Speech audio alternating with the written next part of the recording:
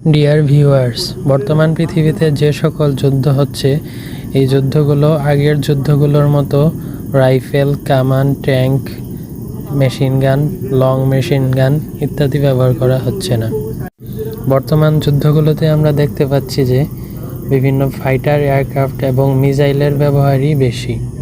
Viewers, আজকে আমরা বর্তমান যুদ্ধগুলোতে ব্যবহৃত ব্যালিস্টিক মিসাইল এবং ক্রুজ মিসাইল সম্পর্কে আলোচনা করব এবং এই দুটি মিসাইলের পার্থক্যগুলো নিরূপণ করব।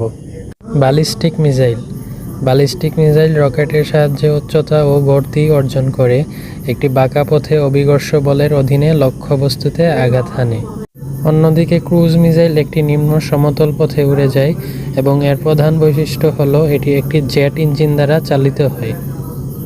ক্রুজ মিসাইল নিজস্ব চালিকা শক্তি বজায় রাখে, যা একে আরও নির্ভুল ও বহুমুখী করে তোলে।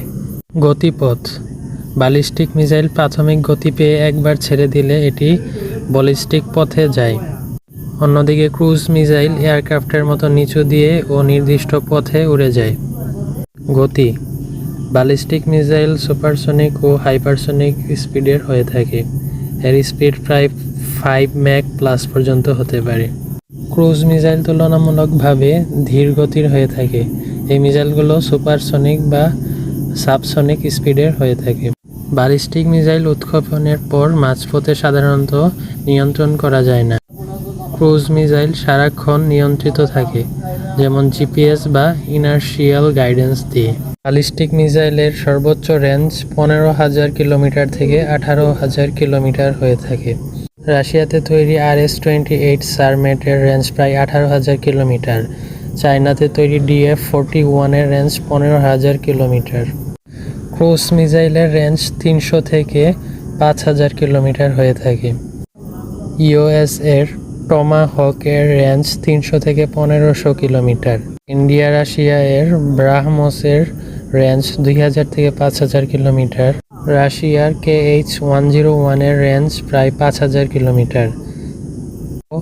ইউএসএতে AGM-129 SCM এর রেঞ্জ প্রায় 3700 কিলোমিটার। ভিউয়ার্স, ইরানের তেহরান থেকে ইসরায়েলের তেল আবিবের দূরত্ব প্রায় 11,000 কিলোমিটার। ইরান থেকে ইসরায়েলের তেল আবিবে একটি মিসাইল মারার জন্য ইরাক এবং জর্ডানকে ক্রস করে মারতে হয়। তো ভিউয়ার্স, আপনাদের কাছে আমার প্রশ্ন হলো, ইরান ইসরায়েলকে ঘায়েল করার জন্য কোন ধরনের মিসাইল ব্যবহার করেছে? কমেন্ট বক্সে আপনাদের উত্তর জানিয়ে দিন।